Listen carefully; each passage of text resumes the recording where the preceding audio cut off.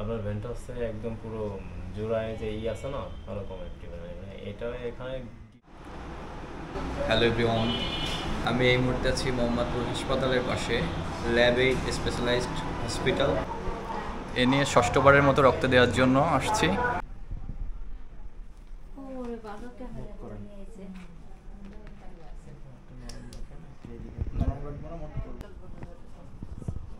আমি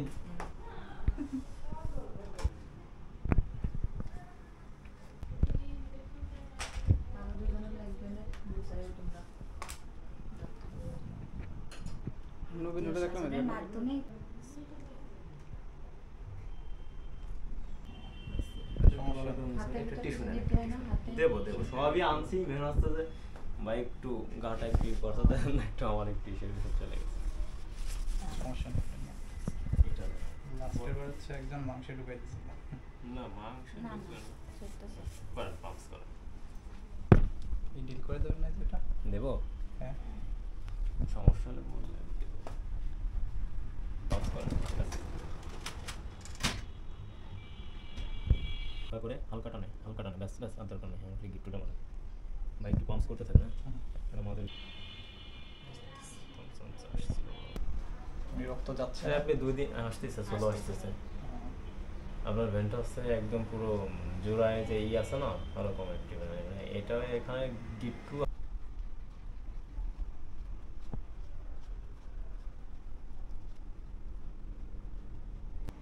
আমি এর আগে যতবার দিছি আপনার প্রথম দিকে হচ্ছে একটু স্পিডে যায়, লাস্টের দিকে স্লো হয়ে যায়। এখন একটা টান লাগবে কচি করে। অতি বেশি পাঁচ মিনিট লাগে না। মোট ছেড়ে দেন, মোট ছেড়ে দিয়ে ভাঁজ করেন ব্যাস। রক্ত দেওয়া শেষ করলাম। এর আগে আমি 5 বার রক্ত দিয়েছি, এটা হচ্ছে আমার ষষ্ঠবার। তবে প্রথম এবার যেটা ঘটছে সেটা হচ্ছে এসি রুমে বসে প্রথমবারের মতো রক্ত দিলাম। তো রক্তদানের আগে আমি যেটা করি আগে এবং পরে সেটা হচ্ছে যে গ্লুকোজের পানি গুলায় রাখি 1 লিটার, এটা খাই। এটা খেলে আমার কাছে ভালো লাগে।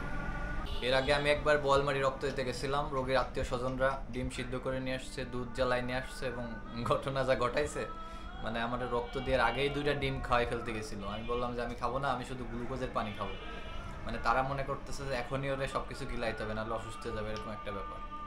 তো ব্যাপারটা আসলে ওরকম না। ডিম দুধ খাবেন, এতে রক্ত দেওয়ার পরে বাসায় যেয়ে পরে খেলেই হচ্ছে।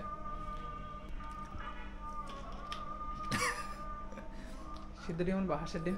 না, এখন 4টা ডিম হাঁসের খাবো ডিম? না। 4টা হাঁসের ডিম আর একটা পরোটা পরে। এই যে আমার পিছনে একজন ডোনার রেডি হয়ে আছে, ও আগামীকাল রক্ত দেবে আশা করে যাচ্ছে। ভাগ্নে মামুন, তুমি কি এর আগে রক্ত দিয়েছো মামুন? No, never. তুমি কি রক্ত দিতে ইচ্ছুক? না। দিবা না? আগামী ভিডিওতে আপনারা দেখতে পারবেন যে রক্ত দেবে কি দেবে না। ততক্ষণ ভালো থাকুন, দেখা হবে অন্য ভিডিওতে।